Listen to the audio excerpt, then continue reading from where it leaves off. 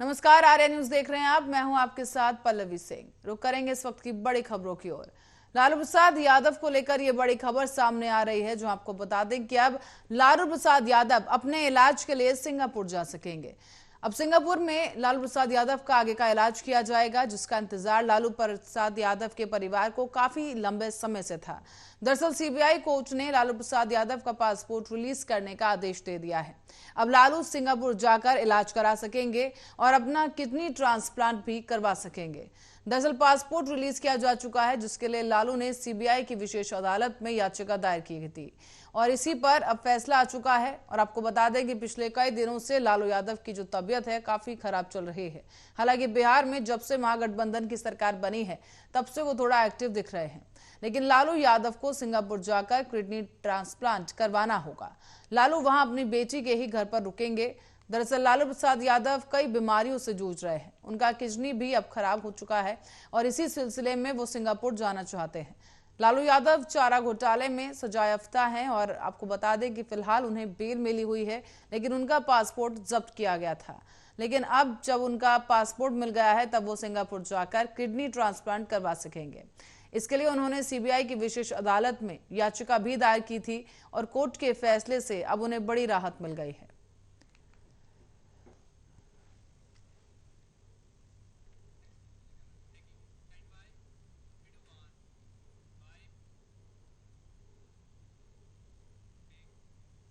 और इस बीच रुक करेंगे इस वक्त की बड़ी खबर की ओर। खबर सामने आ रही है उत्तर प्रदेश से जुड़ी, जहां आपको बता दें कि भाजपा प्रदेश महामंत्री गोविंद नारायण शुक्ला का बड़ा बयान सामने आया है। प्रेस वार्ता करते हुए उन्होंने अहम जानकारी दी।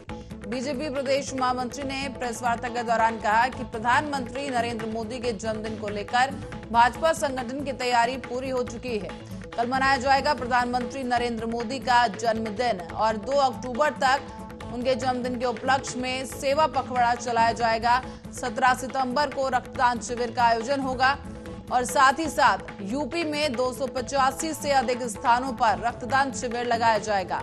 साथ ही आपको बता दें करीब 28,200 से अधिक यूनिट ब्लड डोनेट की संभावना जताई जा रही है। 18 सितंबर को निःशुल्क स्वास्थ्य परीक्षण का भी आयोजन बीजेपी की तरफ से किया जाएगा और सभी सांसद और विधायक सेवा पखवाड़ा में भागीदार बनेंगे। साथ ही साथ प्रधानमंत्री के जन्मदिन पर यह प्रदर्शनी लगाई जाएगी, जिसमें मुख्यमंत्री योगी आदित्यनाथ भी शामिल होंगे।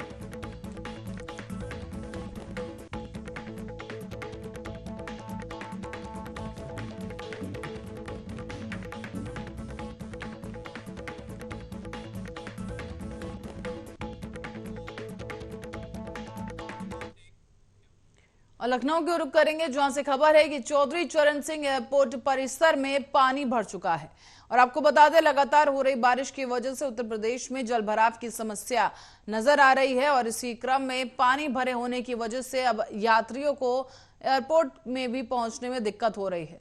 एयरपोर्ट रोड पर यह पानी भरा होने की वजह से वाहन भी खराब हो चुके हैं और आपको बता दें कि वाहन खराब होने से अब जो एयरपोर्ट यात्री हैं वो पहुंच नहीं पा रहे हैं, उन्हें काफी दिक्कतों का सामना करना पड़ रहा है। साथ ही साथ एयरपोर्ट जाने वाले मुख्य रास्ते के अलावा पार्किंग एरिया के अलावा कई अन्य जगह जलभराव की समस्या है और पानी भरा होने की वजह से खासतौर पर जो यात्री हैं उन्हें वहां से निकलने में समस्या हो रही है।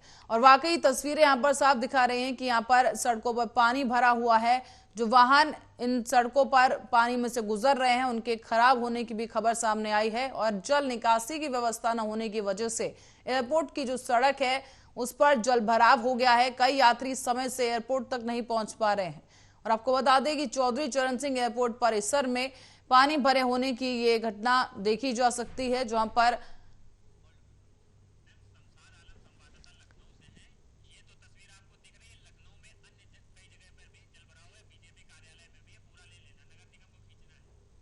और इसी खबर पर ज्यादा जानकारी के लिए शमशाद आलम हमारे संवाददाता लखनऊ से हमारे साथ जुड़ चुके हैं। शमशाद, एक तस्वीर हमारे सामने है जहां पर चौधरी चरण सिंह एयरपोर्ट परिसर में पानी भर चुका है और इसी पानी में से होते हुए वाहन गुजर रहे हैं। आपसे जानना चाहेंगे कि बाकी और क्या कुछ व्यवस्था है वहां पर, क्या ताजा हालात है? जी बिल्कुल, बता दें कि जो एयरपोर्ट है सबसे बड़ा है राजधानी लखनऊ का। यहाँ पे एक दिन की बारिश जो हुई है, लगभग 24 घंटा हो गया था बारिश को होते हुए, मगर वहां पे पूरी तरीके से जो एयरपोर्ट से जाने वाली रोड है उसमें काफी पानी भर चुका था, जिसके कारण जो वाहन है वो वहां से निकल नहीं पा रहे थे। जो थोड़े बड़े वाहन थे वो जो निकल रहे थे वहां से, वो कहीं ना कहीं खराब होते हुए भी नजर आ रहे थे। जो यात्री हैं वो पहुंच नहीं पा रहे हैं एयरपोर्ट, तो काफी दिक्कत का सामना जो है पैसेंजरों को करना पड़ रहा है। और ये भी आपको बता दें कि कई जगहों पे, लखनऊ के कई जगहों पे जो है पानी भरता हुआ नजर आया है, और इसको लेके जो नगर निगम है वो कहीं ना कहीं बहुत बड़ी लापरवाही देखने को मिली है नगर निगम की, क्योंकि जिस तरीके से एक दिन की बारिश से उनका पूरा पोल खुलता हुआ नजर आ रहा है, क्योंकि सीवर लाइन से लेके और जो लोगों के, गरीबों के घर हैं वो पूरी तरीके से डूबते हुए नजर आ रहे हैं। कई बेसमेंट में पानी भर चुका है, मगर नगर निगम की गाड़ियां लगी हुई हैं, जिसके कारण उस पानी को निकाला जा रहा है और उसको हटाया जा रहा है। तो कहीं ना लेकिन कहीं शमशाद, यहाँ पर जो दावे किए जा रहे थे मॉनसून शुरू होने से पहले यूपी सरकार की तरफ से और नगर निगम खासतौर पर, कि इस बार की व्यवस्थाएं चाक चौबंद कर ली गई हैं, मानसून के लिए हम तैयार हैं, लेकिन ये जो तस्वीरें सामने आ रही हैं तो कुछ और ही कहानी बयां कर रही है। यहाँ पर इतनी बड़ी लापरवाही और नगर निगम की यहाँ पर जो दावे हैं उनका यहाँ पर साफ तौर पर बारिश ने पानी पानी कर दिया है, पानी फेर दिया उन तमाम दावों पर। जी बिल्कुल, जिस तरीके से नगर निगम ने दावे पेश किए थे सरकार को कि पूरी तरीके से मजबूती उनकी तरफ से दिखाई जा रही थी, मगर वो कहीं ना कहीं इस मौसम में और इस बारिश में जो है उनकी जो जितनी भी दावे थे उन पे पानी फेर दिया गया। क्योंकि आप गलियां ले लीजिए और चाहे सड़कें ले लीजिए, पूरी तरीके से भरी हुई नजर आ रही है। शमशाद, में जाऊंगे, बने रहे हमारे साथ, दर्शकों को और कुछ तस्वीरें हम दिखाएंगे। आपको बता दें कि पूरे उत्तर प्रदेश में इस वक्त बारिश की वजह से काफी बुरा हाल है। उत्तर प्रदेश के कई इलाके ऐसे हैं जहां पर भारी बारिश की जो संभावना है, और इसी के साथ साथ बारिश की वजह से जल भराव की स्थिति हो चुकी है। आपको मैं चाहूंगी दिखाएं हम कि यहाँ पर आप 4 तस्वीरें देख पा रहे हैं। यहाँ पर पहली तस्वीर में गाड़ी फंसी हुई है पानी की वजह से और जल भराव की स्थिति की वजह से, और यहाँ पर काफी ऊंचाई तक पानी आ चुका है। दूसरी तस्वीर आप देख सकते हैं हाईवे की है, जहां पर पानी आया हुआ है और दिलकुशा गार्डन के पास की दीवार गिरने से 9 लोगों की मौत हो गई है यहाँ पर। और आपको दिखा दें एक और तस्वीर यहाँ पर सामने आई है, जहां पर खुद अधिकारी निरीक्षण करने पहुंचे, लेकिन खुद घुटनों तक पानी से होकर उन्हें निरीक्षण करना पड़ रहा है। और यहाँ पर चौथी तस्वीर में आप देख सकते हैं कि एक मकान की जो दीवार है वो भरभरा कर गिर चुकी है। लगातार हो रही बारिश की वजह से आम लोगों में काफी ज्यादा समस्या है। शमशाद, आपसे जानना चाहूंगी कि यहाँ पर जो लगातार हम तस्वीरें देख पा रहे हैं, उत्तर प्रदेश में स्थिति बेहद खराब हो चुकी है। ऐसे में नगर निगम का क्या कुछ कहना है, अब क्या कुछ तैयारियों के दावे किए जा रहे हैं? जी बिल्कुल, उत्तर प्रदेश में बारिश के द्वारा जो है काफी दिक्कतों का सामना जनता को करना पड़ रहा है, क्योंकि जो गलियां हैं और जो बेसमेंट जो सड़कें हैं, काफी पुरानी सड़क थी, वो सड़क धंसती हुई भी नजर आ रही है। और हालांकि आपको ये भी बता दें कि जो पुरानी दीवारें थी वो दीवारें जो हैं वो पानी की वजह से और भरने की वजह से वो दीवारें भी ढह गई हैं। और जो उत्तर प्रदेश की नगर निगम है, इनका दावा यही है कि पूरी तरीके से हम जो है जनता के साथ में है, और इन्होंने कई टोल नंबर भी इन्होंने जो है जारी किया है कि जिससे नगर निगम की मदद जो जनता है जहां पे पानी भरा हुआ है, तो अगर इस कांटेक्ट नंबर के द्वारा जो है उनको कांटेक्ट किया जाए तो वो वहां पे मौजूद। लेकिन शमशाद, यहाँ पे सवाल ये खड़ा हो रहा है, हम यहाँ तस्वीर देख पा रहे हैं कि अधिकारी खुद घुटनों तक के पानी से होकर गुजर रहे हैं। ऐसे में जब अधिकारी ही यहाँ पर नहीं पहुंच पा रहे हैं, तो यहाँ पर अगर कुछ हादसा हो जाता है या किसी को एम्बुलेंस या अस्पताल जाने की अगर स्थिति आ जाती है, तो लोग कैसे पहुंचेंगे या एम्बुलेंस वहां तक कैसे जाएगी? काफी यहाँ पर समस्या विकराल हो चुकी है, जल भराव की स्थिति है, लोगों के घर गिर रहे हैं। ऐसे में प्रशासन की तरफ से क्या कुछ मदद पहुंचाई जा रही है?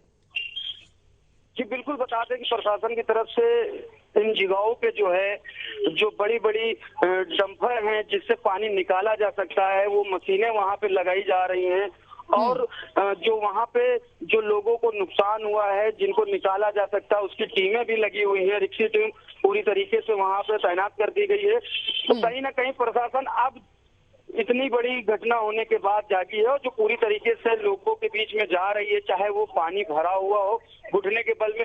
ये जो नगर निगम जो अधिकारी हैं वो भी पानी के अंदर से जाके लोगों के बीच में लोगों से मिल रहे हैं, उनके घरों में पानी भरा है उसकी समस्या देख रहे हैं, जो नालियां भरी हुई हैं, जो सीवर भरे हुए हैं उसको देख रहे हैं। और उन्होंने जो है खासकर जो ठेकेदार हैं उनको फटकार लगाई है कि पूरी तरीके से इसकी सफाई की जाए और इस चीजों को जो है यहाँ से हटाया जाए। जिस तरीके से गंदगी फंसी हुई है गटर के अंदर, जिससे पानी जो है पूरी तरीके से सड़कों में भरता हुआ नजर आ रहा है। तो शमशाद आपसे समझना चाहेंगे कि क्योंकि अब यहाँ देख पा रहे हैं कि जलभराव काफी ज्यादा हद तक बढ़ चुका है, तो इसकी पानी की निकासी के लिए क्या कुछ व्यवस्था की जा रही है? जी, इस पानी को निकालने के लिए जो बड़े बड़े डंपर वहां लगाए जा रहे हैं, क्योंकि उससे पानी जो है निकाला जाएगा और उसके बाद में वो पानी जाके नदियों में बहाया जाएगा। तो पानी निकालने के लिए मशीनें लगाई जा रही हैं और उसमें मशीनों के द्वारा जो है वो पानी डंपर में आएगा और डंपर के द्वारा जो है उसको नदियों में बहाया जाएगा। तो पानी तो निकलने का कहीं भी वहां पे साधन नहीं दिख रहा है, जिसके कारण नगर निगम को मशीनें लगानी पड़ रही है। तो शमशाद, यहाँ पे कार्य प्रणाली पर भी सवाल उठ रहा है नगर निगम की, क्योंकि यहाँ तो ये शहर है, लखनऊ राजधानी है उत्तर प्रदेश की, यहाँ पर अगर इस तरह से स्थिति है तो जो छोटे मोटे गांव हैं, जो शहर हैं, वहां जो जल भराव की स्थिति है वहां पर नगर निगम की भूमिका बहुत अहम हो जाती है कि आखिर वहां से पानी निकासी कैसे होगी। अगर शहरों में यह हाल है तो गाँव में क्या कुछ हाल हो रहा होगा वहां पर? जी बिल्कुल, बताते हैं आपको कि नगर निगम की इसमें बहुत बड़ी लापरवाही देखने को मिल रही है।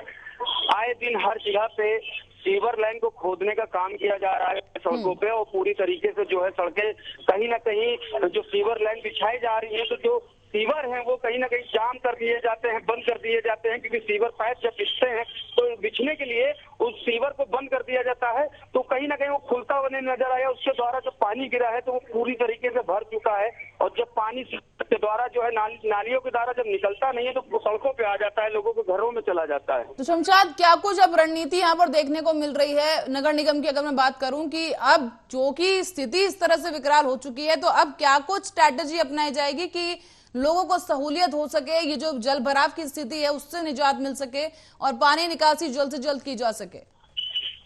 जी बिल्कुल, इसके लिए जो है पूरी तरीके से अब जो है नगर निगम जो है अलर्ट मोड पे आई है और पूरी तरीके से टीमें जो है वो लगा दी गई हैं।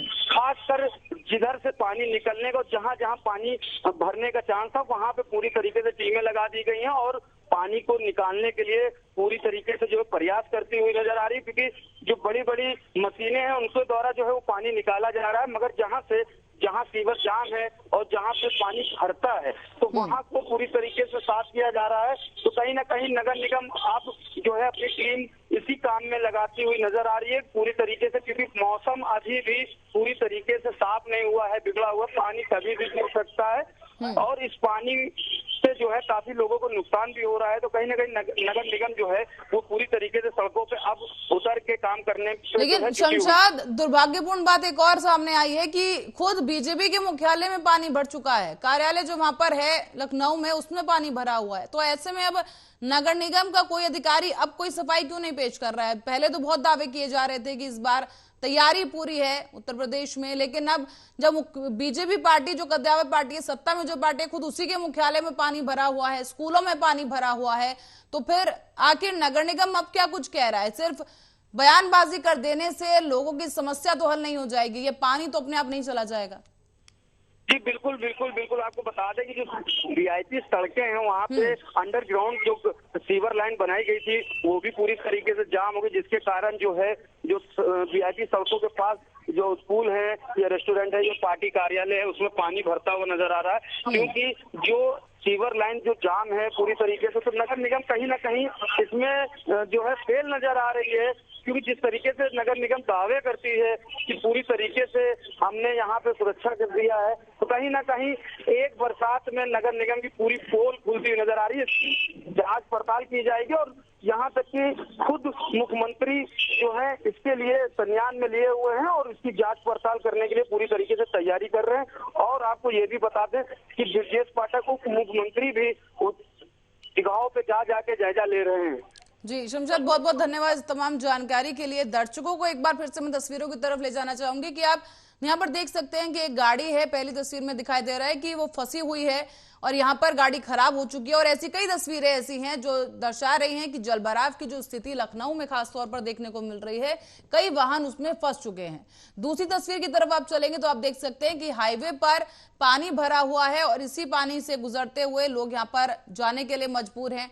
तीसरी तस्वीर जो आपको बता दें कि यहाँ पर अधिकारी पहुंचे निरीक्षण करने के लिए, लेकिन वो भी घुटनों तक के पानी में होकर के गुजर रहे हैं और लोगों से बातचीत करते हुए वहां के हालात का जायजा लिया जा रहा है। उन तक राहत सामग्री पहुंच रही है या नहीं, उसके बारे में जानकारी ली जा रही है। चौथी तस्वीर में आप देख पा रहे हैं, उन्नाव की तस्वीर है, जहां पर एक मकान भरभराकर गिर गया, कई लोग जख्मी हुए हैं, कई लोगों की मौत हो गई है इस दौरान, जिन्हें अस्पताल में भर्ती कराया जा रहा है।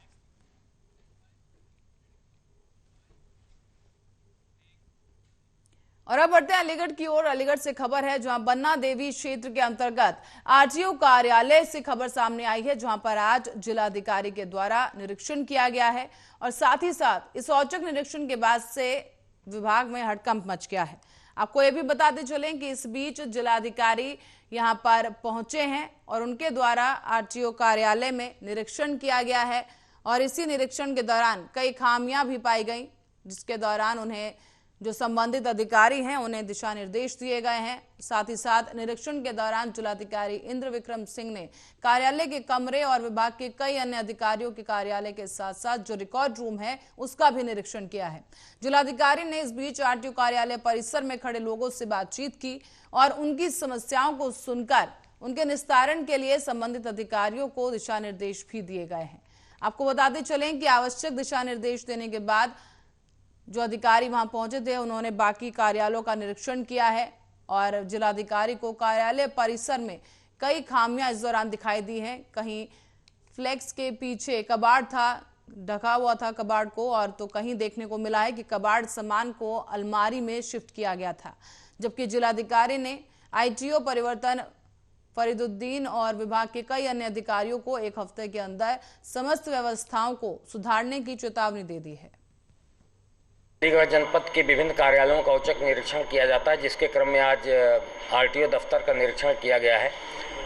जन सामान्य जो यहाँ अपने विभिन्न कार्यों के लिए आते हैं उनसे भी संवाद किया गया है। किसी ने भी कोई ऐसी कर्मचारियों के बारे में, अधिकारियों के बारे में कोई शिकायत नहीं की। उनका काम सहजतापूर्वक हो रहा है नहीं, ये इसकी भी जानकारी की गई।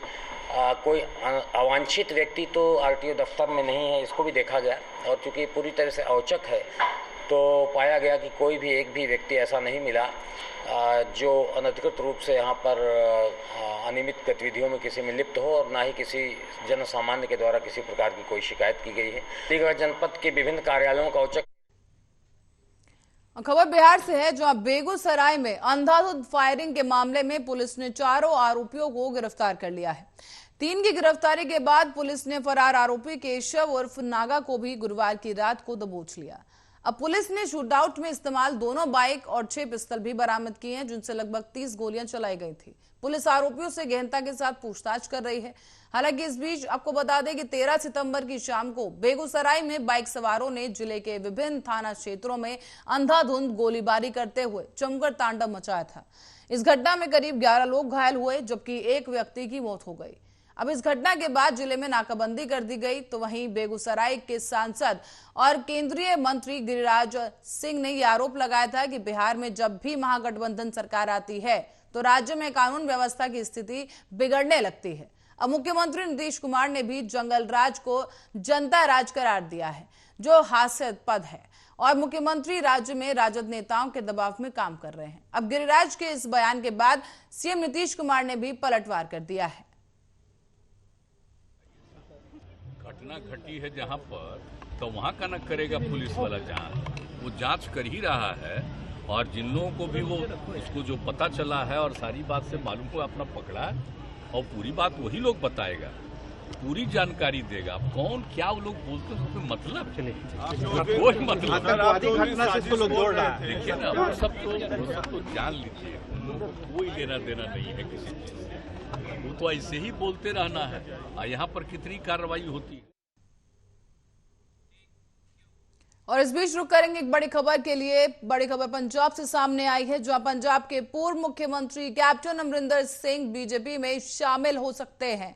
आपको बता दें कि कैप्टन अमरिंदर सिंह बीजेपी में अब शामिल होंगे या नहीं, ये पंजाब विधानसभा चुनाव से ठीक पहले गठित उनकी पार्टी पंजाब लोक कांग्रेस का भी बीजेपी में विलय हो सकता है। कैप्टन अमरिंदर सिंह सोमवार को 19 सितंबर को दिल्ली में बीजेपी की सदस्यता ग्रहण करेंगे और ये जानकारी खुद पंजाब लोक कांग्रेस के प्रवक्ता ने दी है। बता दें आपको कि पंजाब लोक कांग्रेस के प्रवक्ता प्रीतपाल सिंह बलियावाल ने इस बारे में जानकारी देते हुए कहा है कि पीएलसी का भी बीजेपी में विलय हो जाएगा। बता दें कि कैप्टन अमरिंदर सिंह पंजाब के मुख्यमंत्री थे, जिन्हें पद से हटा दिया गया था और इसके बाद उन्होंने नई पार्टी बनाने की घोषणा की थी। और अब आपको बता दें कि कैप्टन अमरिंदर सिंह की पार्टी ने पंजाब विधानसभा चुनाव में 28 सीटों पर चुनाव लड़ा था, जिसमें उसके सभी प्रत्याशियों का प्रदर्शन बेहद खराब रहा। कैप्टन की पार्टी को पूरे चुनाव में महज 0.5% वोट मिले थे।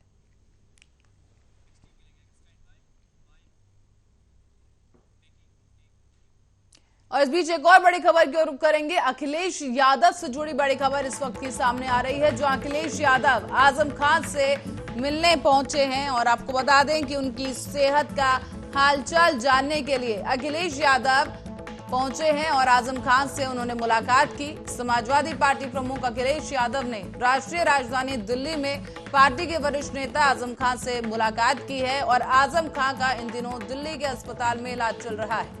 बता दें आपको कि पिछले दिनों ही उन्हें दिल का दौरा पड़ा था और उनकी हार्ट की सर्जरी की गई थी, जिनसे मिलने के लिए अखिलेश यादव लखनऊ से दिल्ली पहुंचे। दोनों नेताओं के बीच करीब 1 घंटे तक बातचीत हुई है। और अब बढ़ते हैं अगली खबर की ओर। खबर बहुत बड़ी है। यहाँ आपको बता दें कि कुरकुरे के पैकेट में छिपकली निकली है। दरअसल कुरकुरे खाने से इस बच्चे की तबीयत बिगड़ गई और आपको बता दें करीब 2 बच्चे हैं जिनकी हालत काफी नाजुक बताई जा रही है। विद्यालय में अब हड़कंप मच चुका है। एम्बुलेंस से इन दोनों ही बच्चों को अस्पताल में भर्ती करा दिया गया है। पूरा मामला जनपद कानपुर देहात के सिकंदरा तहसील क्षेत्र के वैना प्राथमिक विद्यालय का है, जहां विद्यालय में पढ़ने वाली छात्रा ने पास की ही एक दुकान से कुरकुरे का पैकेट खरीदा था। उसे फाड़कर जब उसने खाना शुरू कर दिया तो अपने साथी को भी खिलाया और पैकेट से कुरकुरा निकालते वक्त छात्रा के हाथ में एक छिपकली आ गई है। जैसे ही छात्रा ने उसे खाने का प्रयास किया, साथ ही छात्रा ने देख लिया और उसे खाने से मना किया। इस पूरे मामले की जानकारी विद्यालय में अध्यापक को दी गई। वैना गांव में वैक्सीनेशन करने आई टीम भी भीड़ देखकर मौके पर पहुंची, तब तक छात्राओं की हालत बिगड़ने लगी। ऐसे में वैक्सीनेशन करने आई टीम ने उच्चाधिकारियों को इस मामले से अवगत कराया है और एम्बुलेंस की मदद से छात्राओं को राजपुर प्राथमिक स्वास्थ्य केंद्र में भर्ती कराया गया। फिलहाल इन तमाम छात्राओं का इलाज जारी है और वैक्सीनेशन कर रही टीम ने यह बताया है कि एसआर ग्रुप लिखा हुआ कुरकुरे का एक पैकेट मिला था जिसमें छिपकली निकली है। अब इस पूरे प्रकरण की जांच जारी है। राधिका। बेटा क्या था ये कुरकुरे में क्या निकला है? छिपकली। ये कहाँ से लिया था बेटा आपने? पोस्टमैन की दुकान से। अच्छा, फिर उसके बाद बेटा आप लोगों ने खाया था? हाँ मैंने खाया था। फिर क्या डॉक्टर लोग आए थे बेटा? हाँ। दवा ववा मिल गई?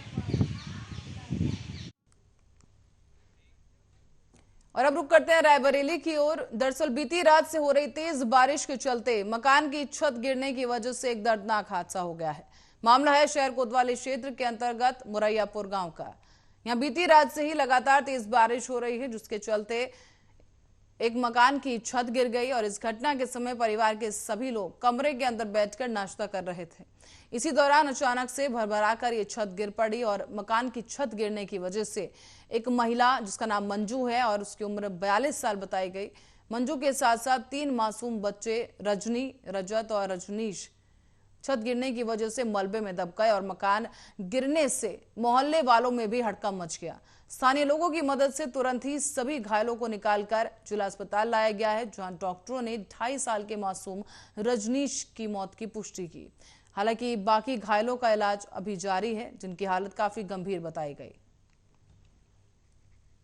हाँ, ये मुरैयापुर गांव है और वहाँ पे जो है छत गिर गई है, तो वहाँ 4 लोग घायल हुए थे और उनको यहाँ लाया गया है। उनमें से एक की मतलब ब्रॉड डेड आया है, उसकी मौत हो गई थी रास्ते में ही या घर में ही, और 3 लोग जो इंजर्ड हैं उनको वार्ड में भर्ती किया गया है। जो बच्चा खत्म हुआ है, जो लोग घायल, क्या है उनका नाम? हाँ, नाम जो एक्सपायर हो गया है उसका नाम रजनीश है, वो लड़का है, और बाकी 3 लोग जो हैं उसमें एक नाम रजत है और एक रजनी है और मंजू मतलब उसकी माँ है जो बच्चों की। जो बच्चा एक्सपायर हो गया वो क्या यहाँ पे आया था? हाँ। और इसी के साथ एक बड़ी खबर की ओर रुख करेंगे। इस वक्त की बड़ी खबर सामने आ रही है, जो आपको बता दें कि समरकंद से ये बड़ी खबर, जहां बड़ी बैठक शुरू हो चुकी है और इस दौरान रूसी राष्ट्रपति पुतिन से पीएम नरेंद्र मोदी उन्होंने मुलाकात की है।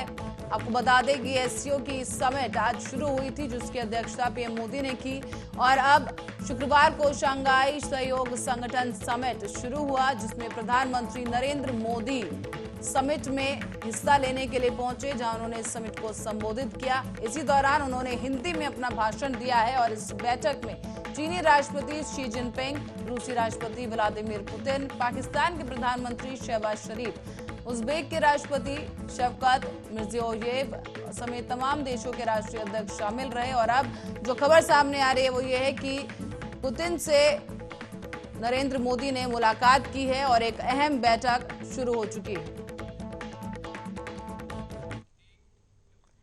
और इसी के साथ साथ फिलहाल के लिए बुलेटिन में इतना ही। बने रहे हमारे साथ, देखते रहे।